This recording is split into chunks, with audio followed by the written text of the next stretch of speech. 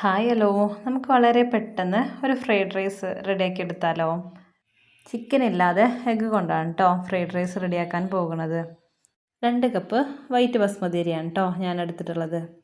Carrot, beans, വലിയുള്ളി, അതുപോലെ ഒരു 6 അല്ലി വെളുത്തുള്ളി ചെറുതായി കട്ട് ചെയ്തത്, ഒരു 3 എഗ്ഗ്, മുട്ടയിൽ അല്പം ഉപ്പ് ചേർത്ത് നന്നായി ഇളക്കി വെക്കാം കേട്ടോ.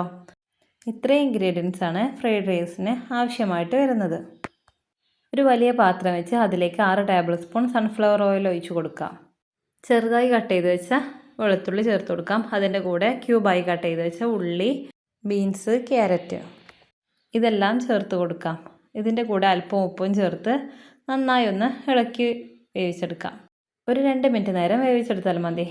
ഈ പാനിൽ തന്നെ നമ്മൾ വേവിച്ച് വെച്ച വെജിറ്റബിൾസ് ഒന്ന് നീക്കിയതിന് ശേഷം ഇതേ ഓയിലിൽ നമുക്ക് മുട്ട ഒന്ന് സ്ക്രാമ്പിൾ ചെയ്തെടുക്കാം.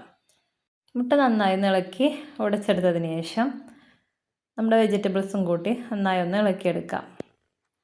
ഇനി ഇതിലേക്ക് അരമണിക്കൂർ സോക്ക് ചെയ്ത് വെച്ച ബസ്മതി അരി ഉപ്പിട്ട് വേവിച്ച് ഊറ്റി വെച്ചതാണേ. ഊറ്റി വെച്ച റൈസ് മുഴുവനായി വെജിറ്റബിൾസിലേക്ക് ചേർത്ത് കൊടുക്കാം. ഇനി ഇതിൻ്റെ മുകളിലായി അല്പം കുരുമുളക് പൊടിയും സോയാ സോസും ഒഴിച്ച് ഒന്ന് നന്നായി ഒന്ന് കുടഞ്ഞെടുക്കാം. ഇത്ര പണിയുള്ളൂ. നമ്മുടെ ഈസി ഫ്രൈഡ് റൈസ് റെഡി ആയിട്ടുണ്ട്. ഇതിലേക്ക് മഞ്ഞൾപ്പൊടിയും ഉപ്പും മുളക് പൊടിയും ചേർത്ത് ഫ്രൈ ചെയ്ത് വെച്ച ചിക്കൻ ഉണ്ടെങ്കിൽ ചെറുതായി കട്ടാക്കി ചേർത്ത് കൊടുക്കാവുന്നതാണ്.